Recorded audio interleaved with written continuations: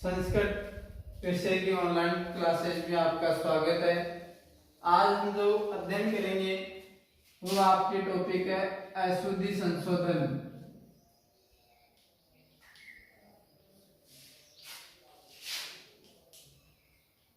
यानी 3 नंबर का आपके टॉपिक आता है परीक्षा में। बिल्कुल सरल सा टॉपिक है। 3 वाक्य दिए होते हैं, उन वाक्यों में कहीं न कहीं कोई एक शब्द है वो अशुद्ध लिखा हुआ होता है और उस अशुद्ध शब्द को आपको क्या करना पड़ता है, शुद्ध। यानी वाक्य लिखा हुआ है अशुद्ध और उस अशुद्ध वाक्य को, वाक्य जो होगा वो पेपर में कैसा दिया होगा, अशुद्ध। यानी उस वाक्य में कहीं न कहीं कोई किसी भी तरह की, जैसे मान लो क्रिया संबंधी है, कारक संबंधी है, लिंग संबंधी है, समास संबंधी है, इस तरह की कोई न कोई गलती उस वाक्य में दी हुई होगी और उसको आपको शुद्ध करना है। तो सबसे पहले देखो, संस्कृत में वाक्य बनाने के लिए सबसे पहला सरल और साधारण जो वाक्य होते हैं उसके लिए नियम लागू होता है कि कर्ता जिस पुरुष एवं वचन का होता है, क्रिया भी उसी पुरुष एवं वचन की होगी। यानी कहने का मतलब है कि कर्ता जिस पुरुष और वचन का, यानी वचन कितने होते हैं, 3, एकवचन, द्विवचन और बहुवचन, और पुरुष भी होते हैं 3, प्रथम पुरुष, मध्यम पुरुष और उत्तम पुरुष। तो कहने का मतलब है कि आपके जो लकार होते हैं, जो क्रिया होती है, वो इन 3 वचनों में, 3 पुरुषों में चलते हैं और 5 लकार होते हैं, वो होते हैं काल। यानी जिस काल का वाक्य होगा उसी लकार का हम प्रयोग करेंगे। तो इसमें आपको लकार का चाहे कौन से काल हो, 500 काल आपको याद होने चाहिए। 500 लकार लट, लोट, लिट, लंग और विधिलिंग, वो आपका दिया हुआ होगा रूप, लेकिन कर्ता के अनुसार क्रिया को आपको परिवर्तन करना है। अब आपको कर्ता पता होना चाहिए कि प्रथम पुरुष में कौन से कर्ता आते हैं, मध्यम में कौन से आते हैं और उत्तम पुरुष में कौन से आते हैं, और उनमें से एक वचन में कौन से आते हैं, द्विवचन में कौन से आते हैं और बहुवचन में कौन से आते हैं। तो देखो, प्रथम पुरुष एक वचन में जो कर्ता आते हैं वो आते हैं से, सा, तत्। द्विवचन में आते हैं तौ, ते और ते, और बहुवचन में आते हैं ते, ता और तानी। और इसके बाद में मध्यम पुरुष में जो कर्ता आते हैं वो आते हैं त्वम, युवाम और यूयम। और उत्तम पुरुष में जो कर्ता आते हैं वो आते हैं अहम, आवाम और वयम। यानी जहां से शब्द आता है वहां आपको प्रथम पुरुष एक वचन की क्रिया लगानी है। सा शब्द आता है वो भी प्रथम पुरुष एक वचन की, और तत् ये नहीं आएगा क्योंकि नपुंसकलिंग शब्द है, नपुंसकलिंग क्रिया नहीं करता। तो इनमें आपको प्रथम ये 2 शब्द ये ज्यादा मिलेंगे।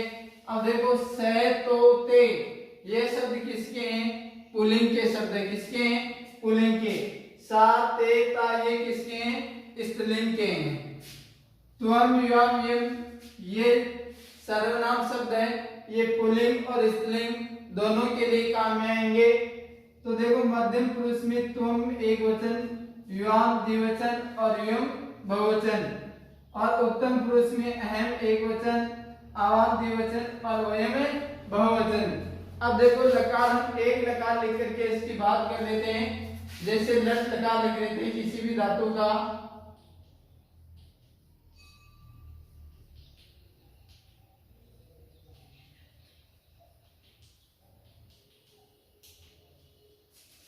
अब मान लो हम पट धातु का लिख लेते हैं। तो देखो, प्रथम पुरुष में क्या आएगा, फटते, फटते, पठन्ति। मध्यम पुरुष में क्या आएगा, फटसी, फटते और फटत। उत्तम उत्तम पुरुष में आएगा पठामी, पठावे और पठामन। अब देखो वाक्य आपके पेपर में कैसा दिया होगा। अब मान लो आपके पेपर में दिया होगा तो हमें स पुस्तक में फटसी, ये वाक्य दिया होगा और इस वाक्य को आपको क्या करना है, शुद्ध करके लिखना है। तो देखो इसमें सबसे पहले आपको देखना है कि कर्ता के अनुसार क्रिया है नहीं, क्योंकि इसमें 3 ही शब्द है, कर्ता, कर्म और क्रिया। तो इसमें कर्ता क्रिया के अनुसार ही कोई शुद्धि होगी। तो देखो सह शब्द आता है आपके प्रथम पुरुष एक वचन में। तो हम यहाँ देखो प्रथम पुरुष एक वचन की क्रिया क्या होती है, फटती। तो यहाँ फटती आना चाहिए, जबकि अगला क्या दे रहा है, फटसी शब्द दे रहा है, तो यहाँ गलती है। तो देखो इसको शुद्ध करके लिखना है, सह पुस्तक में फटती, सह पुस्तक में फटती। अब मान लो इसी तरह आ जाए, अहम क्रीड़ा में, अहम क्रीड़ा में मैं खेलता हूं। अब देखो अहम किस में आ रहा है, उत्तम पुरुष एक वचन में आ रहा है, तो क्रिया भी किसकी आनी चाहिए, उत्तम पुरुष एक वचन की। तो उत्तम पुरुष एक वचन की देखो क्रिया क्या है, पठामी है। धातु चेंज होगी, रूप वही रहेगा। यानी आप पर धातु का याद है तो आप किसी भी धातु का बना सकते हो। जैसे यहाँ धातु क्या हो गई, क्रीड, तो पट की तरह क्रीड का बना रही है। अब देखो पठाम में है तो यहाँ क्रीड़ा में पठामी की तरह आ रहा है, तो यहाँ अहम के साथ आना क्या चाहिए, पठामी की तरह क्या आना चाहिए, क्रीड़ा में। लेकिन अगले ने क्या लिख दिया, क्रीड़ा में। तो इसको शुद्ध करेंगे तो लिखेंगे अहम क्रीडामी। अब इस तरह ये तो लट लकार के हैं। अब किसी भी जिस भी लकार की अगला क्रिया देगा आपको परिवर्तन उसी लकार की क्रिया में करना है। जैसे त्वम जयपुरम गमिष्यति। अब जैसे ये लिट लकार का वाक्य दे दिया तो इस गमिष्यति में गलती, यहाँ देखो तुम के साथ गमिष्यति नहीं आएगा, तो लिट लकार में परिवर्तन, लकार कभी चेंज नहीं करना है। तुम के साथ क्या आना चाहिए, गमिष्यसि। यहाँ आप गस्सी कर दो, गस्सी नहीं चलेगा क्योंकि लकार कभी चेंज नहीं होगा, इसमें लकार वही रहेगा जिस लकार में अगला दे रहा वाक्य।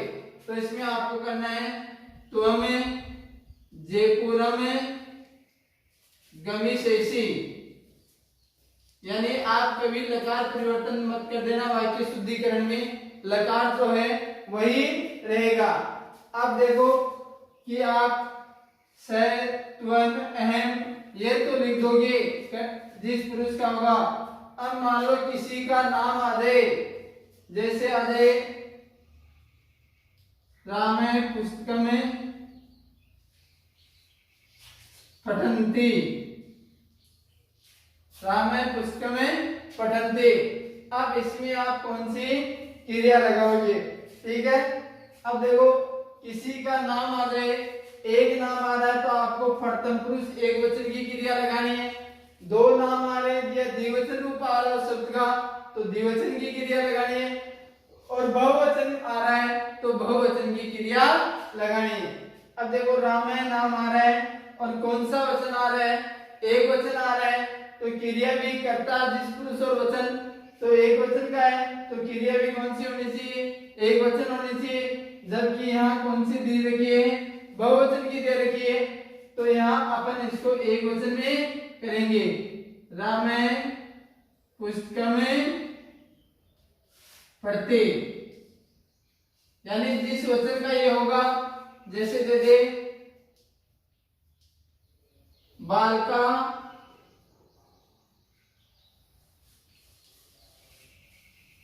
बालका क्रीडति,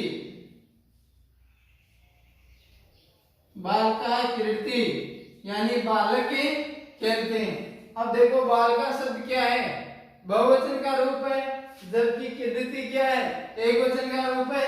तो यहाँ हम क्या करेंगे, बालका क्रीडन्ति इस तरह करो, या फिर इसको एक वचन रूप बनाओ, बालके क्रीडति, यानी दोनों वचन क्या होने चाहिए, आपके समान होने चाहिए। तो ये तो हुआ आपका लकार के अनुसार कुछ अशुद्धि संशोधन, यानी जिस पुरुष और वचन का कर्ता होता है उसी पुरुष और वचन की क्रिया होनी चाहिए। अब देखो कुछ लिंग संबंधित भी गलती आती है वाक्य में। जैसे मान लो कोई शब्द है जिस लिंग का, जैसे मैं लिखूं स बालिका अस्ति। अब देखो स बालिका अस्ति यानी वह बालिका है। अब देखो यहाँ बालिका शब्द किसका है, स्त्रीलिंग का है, लेकिन स्त्रीलिंग के साथ सर्वनाम जो शब्द प्रयोग में किया जा रहा है, इस बालिका शब्द के लिए जो सर्वनाम शब्द प्रयोग में किया जा रहा है वो किसका किया जा रहा है, पुल्लिंग का, क्योंकि सह किसका है, पुल्लिंग का, जबकि बालिका शब्द किसका है, स्त्रीलिंग का। तो जिस लिंग का वो शब्द उसके लिए सर्वनाम शब्द है वो उसी लिंग का होना चाहिए। तो सही की जगह आप क्या प्रयोग करोगे, सा बालिका अस्ति, सा बालिका अस्ति, यानी वह बालिका है। देखो अर्थ तो सह का ही वही हो रहा है और सा का भी वही हो रहा है, अर्थ में कोई परिवर्तन नहीं हुआ, लेकिन बालिका स्त्रीलिंग शब्द है इसलिए इसके साथ सर्वनाम शब्द भी क्या आएगा, स्त्रीलिंग।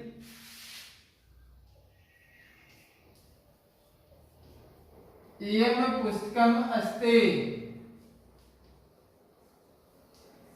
अब देखो इयं पुस्तकम अस्ति, यह पुस्तक है।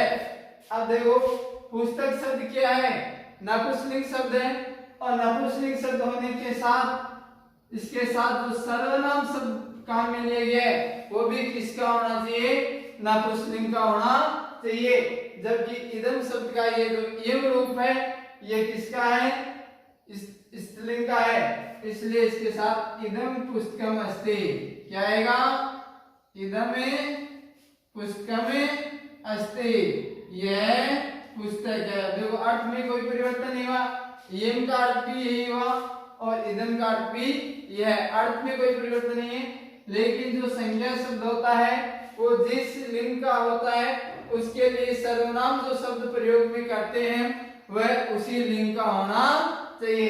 तो इस तरह के वाक्य भी कुछ दे सकते हैं लिंग संबंधी।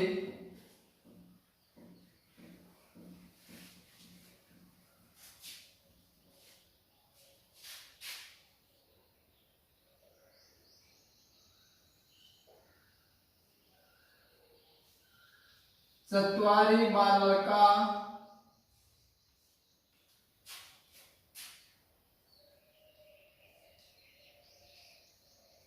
क्रीडा क्षेत्रम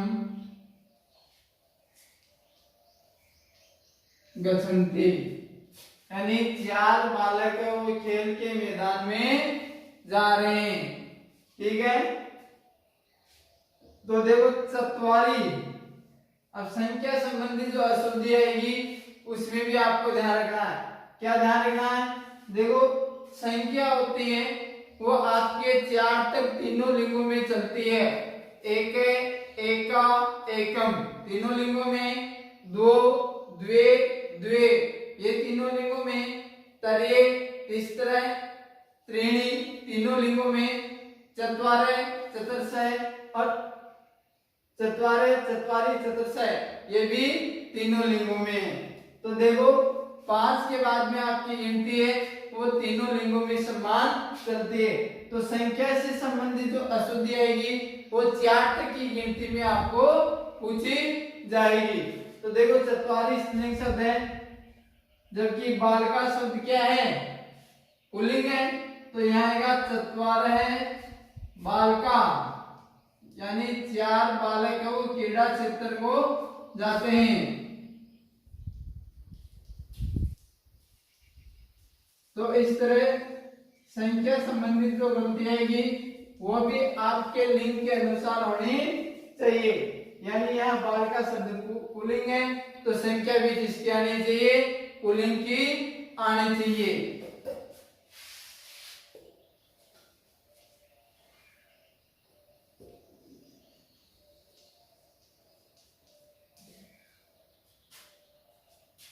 एक है महिला,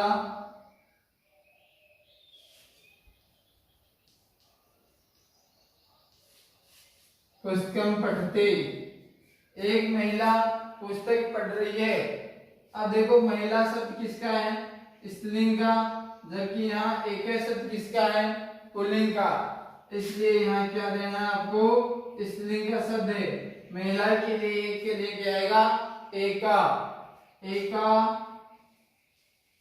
महिला पुस्तक में पढ़ती। तो इस तरह ये संख्या संबंधित अशुद्धि, यानी अशुद्धि अगला किसी से भी संबंधित दे सकता है।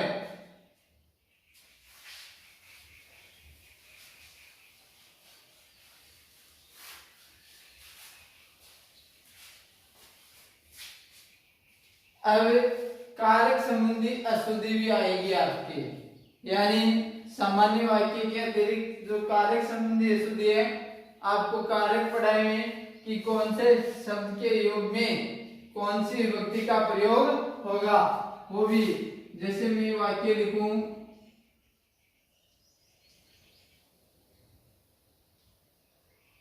विद्यालय से परितय वृक्षा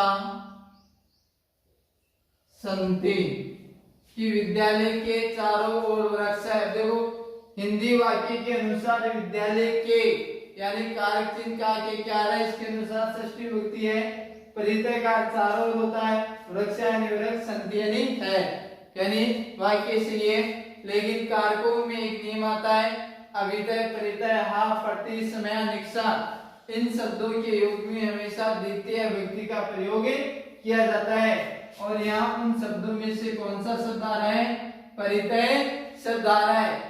इसलिए परितय शब्द के योग में कौन सी विभक्ति का प्रयोग होता है, द्वितीय विभक्ति का प्रयोग होता है। तो यहाँ विद्यालय से में कौन सी विभक्ति का प्रयोग करेंगे, द्वितीय विभक्ति का प्रयोग करेंगे। और ये होगा विद्यालय परितय वृक्षा सन्ति। अब ये आपका वाक्य शुद्ध हुआ है कि विद्यालय के चारों ओर वृक्ष है। अब देखो, मोहन नेत्रात् काण अस्ति, कि मोहन है वो आंख से क्या है, काणा है। नेत्रात् में पंचमी विभक्ति है, वो से अलग होने के अर्थ में आती है।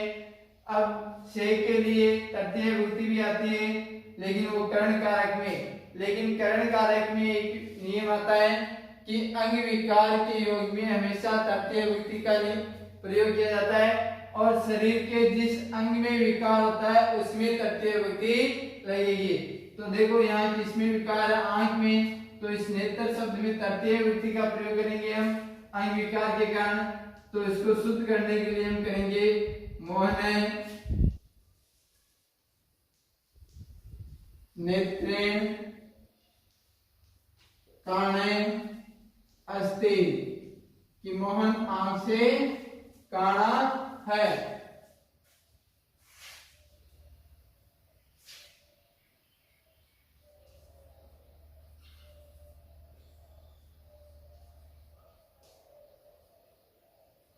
सीता रामस्य सह गच्छति,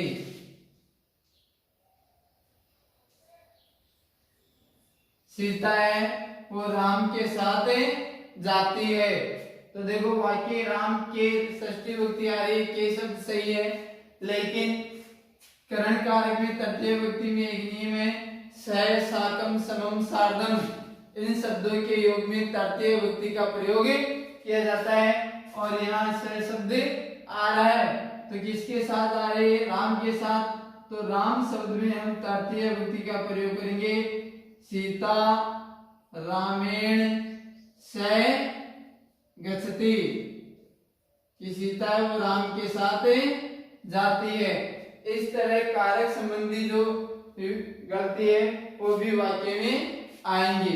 यानी आपको क्या करना है कि 3 वाक्य दिए हुए आएंगे एग्जाम में, और उन 3 वाक्य में आपको कुछ न कुछ अशुद्धि लिंग संबंधी मान लो, संख्या संबंधित मान लो, या कर्ता क्रिया के अनुसार मान लो, या कारक संबंधी, इनमें से कुछ न कुछ आपको गलती मिलेगी और उनके अनुसार आपको उस गलती को शुद्ध करके लिखना है।